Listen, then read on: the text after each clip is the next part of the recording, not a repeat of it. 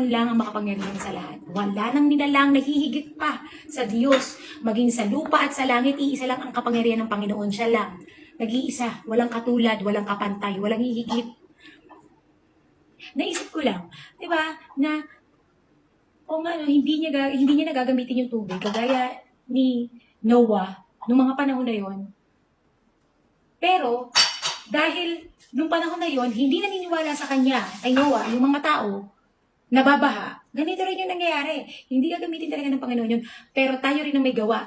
Basura, usok, mga polusyon, pagpuputol ng puno.